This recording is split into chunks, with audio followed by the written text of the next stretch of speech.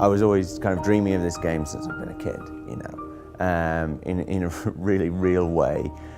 I didn't think, oh, I'll make that game. I just thought, wouldn't it be cool if there was a game where? And I think everyone has had that. I think I heard somebody saying it's like a pitch from a child, basically, which is like, you know, there'll be a universe and you can go everywhere and you can have a ship and you can shoot lasers and, you know, all that kind of thing. It's like the most childish idea for a game in the world. And it was really fueled by sci-fi as I had always experienced it, which was books that I'd grown up with, like actual science fiction. We always knew that we wanted to make No Man's Sky. At the time, that was called Project Skyscraper, because we wanted a big, ambitious name for it. But we always knew the type of game we wanted to make, and we'd known it before we even started Hello Games, and we had talked about it at that point. And we knew that Joe Danger was going to be a stepping stone towards that. The Joe Danger series, which was like 4 games in the end, like 2 on console and 2 on mobile, they were like a complete labor of love, you know. Like, I love those games still. A lot of people did, and they were way more successful than we thought they would be or had any right to be, because we were so terrible at everything apart from making games.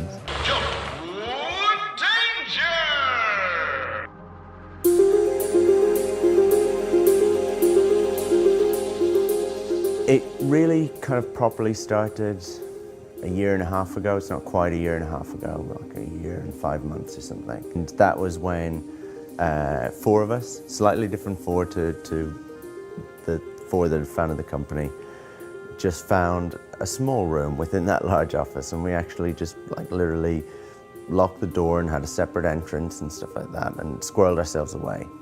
And we started working on a prototype for No Man's Sky. And we actually didn't show the rest of the team because we just wanted almost the pressure and the isolation, almost like it was a startup within this small studio that had to prove themselves.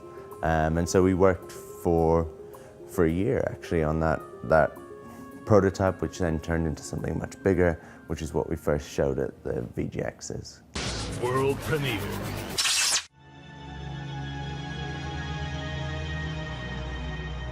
Christmas Eve, I got like a text and then a call saying like the office is starting to flood. This kind of space that we had done up ourselves and everything that was like, you know, kind of quite personal to us, I guess, was pretty much kind of wiped out within a few hours, basically. And we were back on our feet in a really crappy, lo-fi way. You know, within a couple of weeks, actually, we were set up, and that was definitely like indie development in like a microcosm. It was like the highs of like, you've announced a game, people love it, you know, you've been flooded, you're destitute, everything's gone, it's wiped out, go bankrupt.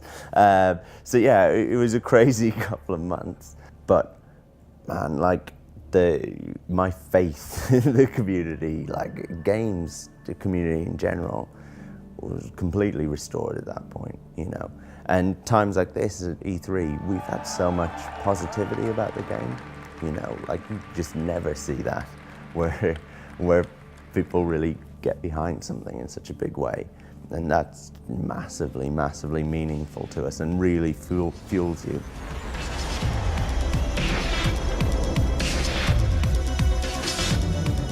There is this thing that it's set in this infinite, procedurally generated universe, but that's actually not why we're making the game. We're not making some sort of tech demo or something like that. We had the idea of making a game that felt true to the kind of sci-fi books that we'd grown up with, the kind of idea of that, the fantasy of that. And we wanted to deliver on that, and to do that we had to create the universe for you to explore, because that's the feeling that we wanted you to have for one of the first times in games to actually land on a planet and for nobody to know what was on that planet. Not the creator of the game, not anyone else, because no one else has ever been there before. Give everyone a spaceship, start them all on a different planet. Give them a working, living, breathing universe that has planets with ecology, that has space stations and fleets of freighters and military and police and different races and all of them interacting, and let players loose and let them decide the game that they want to play, because that's what's interesting to me. I'm really interested by things that are less descriptive, actually, and less, hard-coded about what way you have to play it, and that don't start with a tutorial and then just kind of land you in and let you off to make your own fun. Having said that, it isn't just like some sort of empty blank canvas. There is a lore to the universe, and there are decisions that we make based on that, and it has a personality. It is generally a pretty dangerous place to be, as it should be kind of for sci-fi. It isn't just some ambient utopia, right? You are always in danger.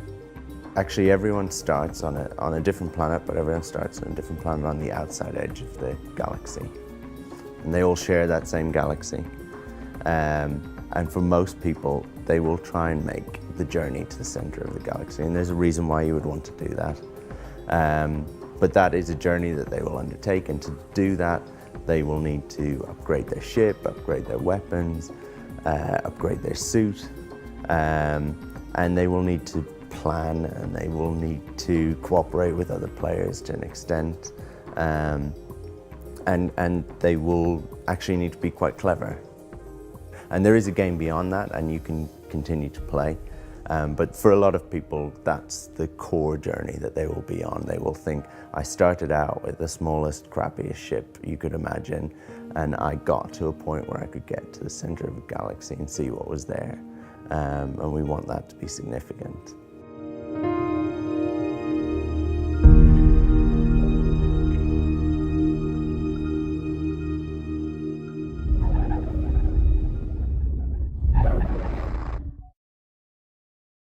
PlayStation